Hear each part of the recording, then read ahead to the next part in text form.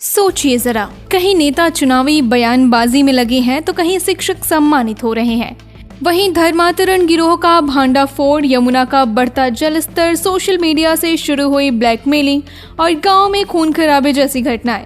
सच कहें तो आज की 15 बड़ी खबरें सुनकर आप चौंक भी जाएंगे और सोचने पर मजबूर भी हो जाएंगे। तो चलिए शुरू करते हैं। डिप्टी सीएम केशव प्रसाद मौर्य ने शुक्रवार को कांग्रेस, सपा और राजद पर जमकर निशाना साधा। कहा कि बिहार चुनाव में 2 दावे किए गए थे, उनकी हवा निकल गई। चुनाव में जनता कांग्रेस और राजद एंड कंपनी को सबक सिखाने का कार्य करेगी। मौर्य जिला पंचायत सभागार में आयोजित कार्यक्रम में पत्रकारों से बातचीत कर रहे हैं।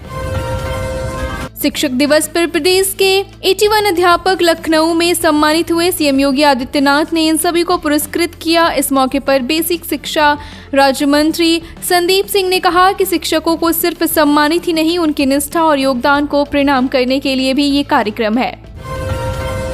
बरेली में धर्मांतरण कराने वाले गिरोह का भांडाफोड़ हुआ था। इस गिरोह में शामिल मदरसा संचालक अब्दुल मजीद समेत 4 आरोपी जेल भेजे जा चुके हैं। गिरोह का एक और मदरसा अवैध निकला। पुलिस अब दोनों मदरसों की कमेटियों में शामिल सदस्यों की तलाश कर रही है। वृंदावन में यमुना का जलस्तर खतरनाक स्तर पर पहुंच गया। घाट, कॉलोनियों और सड़कें जलमग्न हो गई। प्रशासन ने कई घाट बंद कर दिए। अब तक 1500 से अधिक लोगों को सुरक्षित स्थानों पर पहुंचाया गया।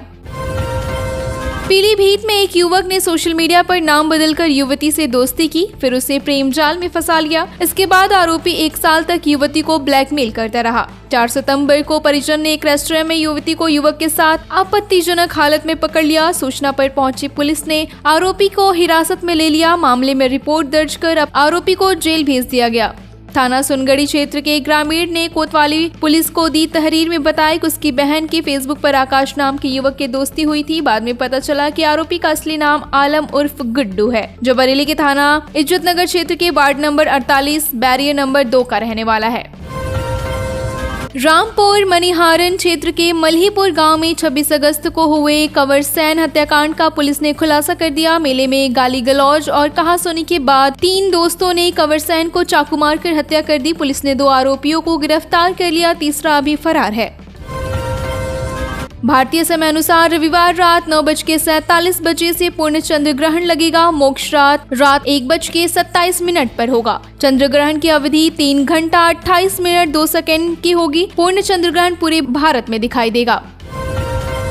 इलाहाबाद हाईकोर्ट ने मदरसा शिक्षा बोर्ड के रजिस्ट्रार इंस्पेक्टर राघवेंद्र प्रताप सिंह के खिलाफ जमानती वारंट जारी किया। सीजीएम लखनऊ को अगली तिथि पर इनकी पेशी सुनिश्चित करने का निर्देश दिया। भारत रत्न डॉक्टर सर्वपल्ली राधाकृष्णन की जन्मदिन शिक्षक दिवस के उपलक्ष्य पर शिक्षकों के हक और अधिकार को महिला शिक्षक अनशन पर बैठ गए। जनउपयोगी जीएसटी सुधार के लिए नमामि गंगे ने पीएम मोदी का आभार जताया। इस दौरान नमामि गंगे काशी क्षेत्र के संयोजक राजेश शुक्ला ने कहा कि जीएसटी के सुधारों से भारत की अर्थव्यवस्था को नई दिशा मिलेगी। घाटमपुर के लौची गांव में गणेश विसर्जन के दौरान एक किशोर की नहर में डूबकर मौत हो गई। पुलिस व गोताखोरों ने 9 घंटे की मशक्कत के बाद शव बाहर निकाला और पोस्टमार्टम के लिए भेज दिया। यूपी के बलिया जिले में युवक के परिजनों ने बांसडीह कोतवाली में तहरीर दी। पीड़ित की मां ने बताया कि हम बेहद गरीब हैं, अभी शादी नहीं कर सकते। इस बात पर लड़की का भाई अपने दोस्तों के साथ घर आया और बेटी के ऊपर पेट्रोल छिड़क कर आग लगा दी। चित्रकूट जिले में सदर कोतवाली क्षेत्र के सेमरिया गांव में शुक्रवार को 14 वर्षीय किशोर को गोली मारकर हत्या कर दी गई। वारदात के बाद आरोपी फरार हो गया। पुलिस मामले की जांच में जुटी है। जानकारी के अनुसार मृतक हाई गांव का निवासी था, जो अपनी मां और बुआ के साथ सेमरिया गांव जल विहार कार्यक्रम देखने आया था। घटना के बाद मौके पर अफरा तफरी मच गई। थाना बहिलपुरवा क्षेत्र के ग्राम सेमरिया चरणदासी में हुई इस घटना पर पुलिस अधीक्षक अरुण कुमार सिंह ने बताया कि किशोर गोली लगने से मौत हुई। मामले की गंभीरता से जाँच की जा रही है और आरोपी की तलाश जारी है। सपा अध्यक्ष अखिलेश यादव ने पुलिस पर जनता से वसूली करने का आरोप लगाया। कहा कि पूरी सिस्टम भाजपा के लोग चला रहे हैं। उन्होंने कहा कि चुनाव के कारण जीएसटी की दरों में परिवर्तन किया गया। ममता हत्याकांड के आरोपी पति विश्वकर्मा चौहान को शाहपुर पुलिस ने गुरुवार को कोर्ट में पेश किया, जहां से उसे जेल भेज दिया गया। पुलिस ने मामले में देर रात ममता की बेटी मुक्ति की तहरीर पर पुलिस ने गुलरिहा थाना क्षेत्र के हरसेवकपुर नंबर 2 को निवासी विश्वकर्मा चौहान के खिलाफ केस दर्ज कर पूछताछ की। जेल जाने से पहले आरोपी पति विश्वकर्मा चौहान ने पुलिस को बताया कि मैं किसी भी हालत में ममता को एक भी रुपए नहीं दूंगा। वो खेत अपने नाम करने का दबाव बना रही थी, मुझे उससे नफरत थी। दोनों लोग आपसी सहमति से अलग हो रहे थे, मगर एक गवाही देने में आनाकानी कर रही थी, उसकी वजह से तलाक की प्रक्रिया रुक गई। वह कई बार ममता से गवाही देने के लिए कह चुका था, लेकिन वो नहीं मान रही थी।